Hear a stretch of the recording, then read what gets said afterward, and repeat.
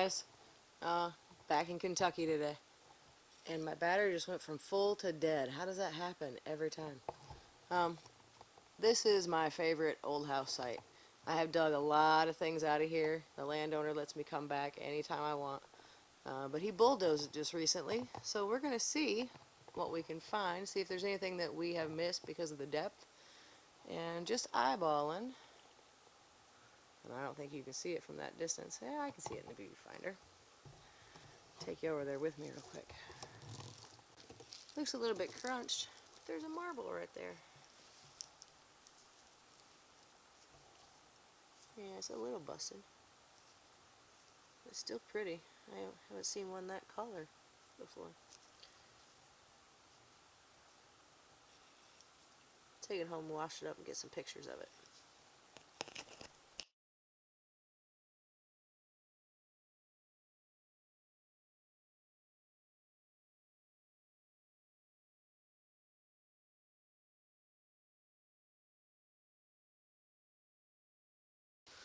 Alright, tell you a little bit more about this house site now that the landowner has left.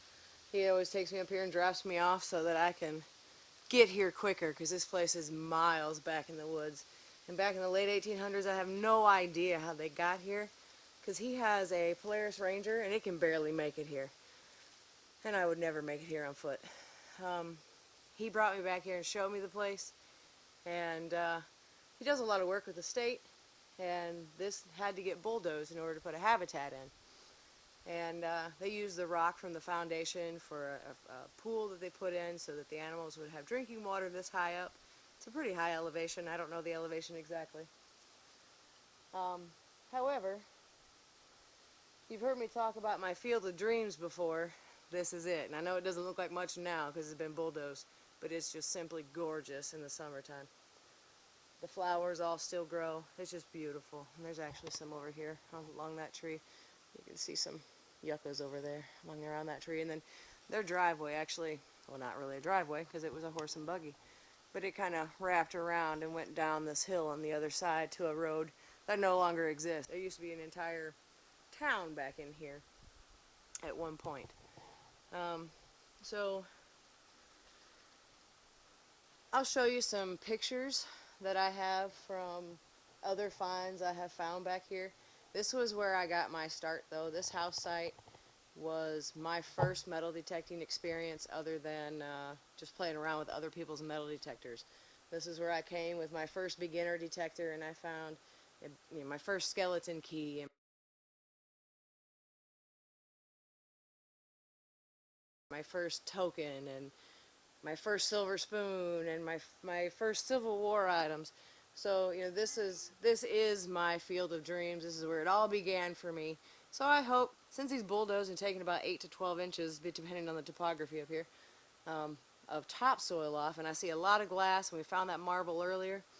I hope we find some more, because I know there's more here. They're never dug out, but the gentleman that owns this is possibly selling it soon. So even though I have returned here year after year after year after year, this might be my last chance to metal detect this house site. So hopefully we get all the goodies that are left.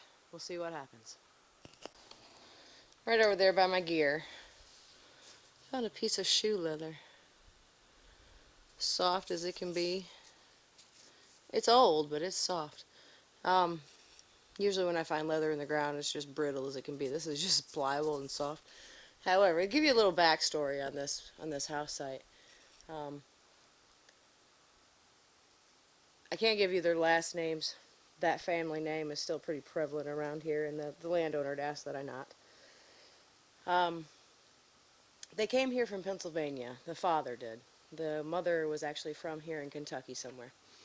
And they came here, they built their home after the Civil War. The father fought in the Civil War, and then he became part of the 1st Pennsylvania National Guard. And if you see the button in my intro, it came from right here. It was his. And the token in my intro came from here. There's so many items in my intro came from this house site. Because like I said, this is where it all began for me. I almost cry when I come over the hill. Just because this is what started it all. This is what gave me something to love, that to go and do and make a hobby that I absolutely loved and would just spend countless hours doing, because I didn't have anything like that before I started detecting. But the backstory to that is, after the parents passed away, the brothers moved away. One went back to Pennsylvania, joined the military there. Sorry about that, my full battery died. Every time I come to this house site, and I know we all experience this, where we're like, dang, I thought my camera battery was full, and then it's dead. But every single time I come to this house site, I can have a completely full battery, and within 10 minutes of being here, it's dead. Um, However, to pick up where I left off before the camera died, one brother went back to Pennsylvania, joined the military. The other one stayed here, but he didn't move, he didn't stay right here. He moved away. So, as you can tell, I mean, it's 100 years later, and the flowers still grow. So the daughter stayed here, and she gave it a very feminine aspect and touch. We'll call her Leona. Um, she lived here until an unknown date. She went missing out here in the woods, and they never found her. There is no death record for this lady. So I'm always in fear of, what if I find her? Luckily, that has not happened to me yet, because I mean, obviously I'd have to call the authorities, but I really don't know how that would affect me. That hasn't happened yet. I have found graves before, and we have gone back to the landowners and said, hey, there's a grave site here, we need to mark this, and they happily complied, and I helped them do that since I found it.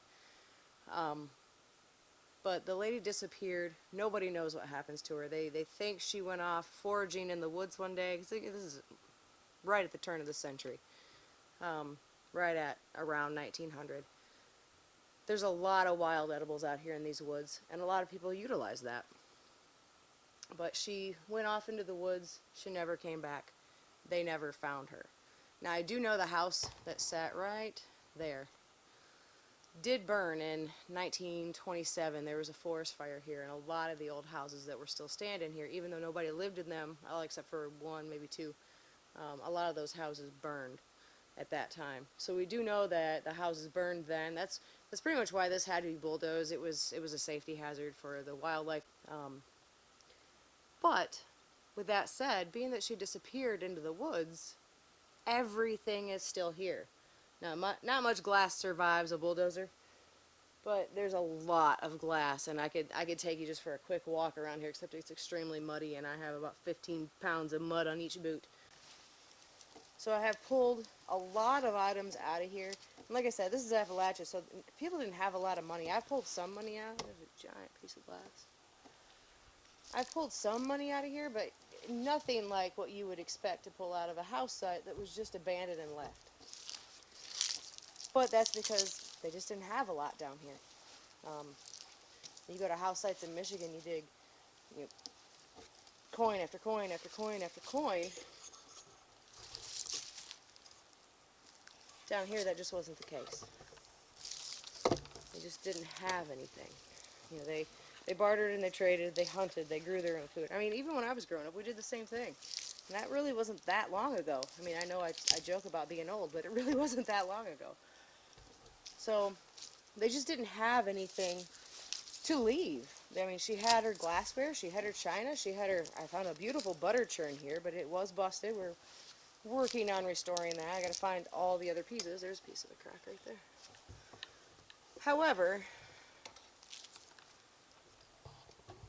I know there's more here, and I want to discover it. So I want to do everything that I can to save the history of this place before it's gone to another owner.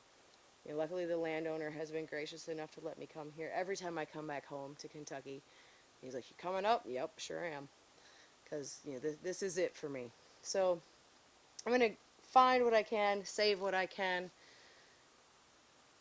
do everything that I can to preserve the history of this site, because like I said, it's kind of a sad story that she just went out in the woods one day and never came back, and nobody knows what happened. Well, it's nothing fantabulous, but to me it is. This is a brass, it looks like it's a scale off of a pocket knife. You see where it would have connected right there. If I can get it to focus. and right here, I found a all brass pocket knife back here that was missing this piece. And it's in Michigan right now. I don't have it down here.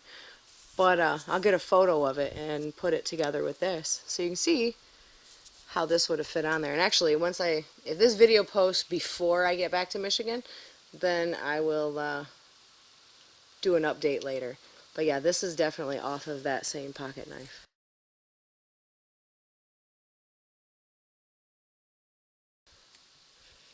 And I was looking for this piece so that I could try to identify the knife, but I couldn't find it. But it doesn't look like there's anything on here to like, you know, like a hallmark or a maker's mark or anything.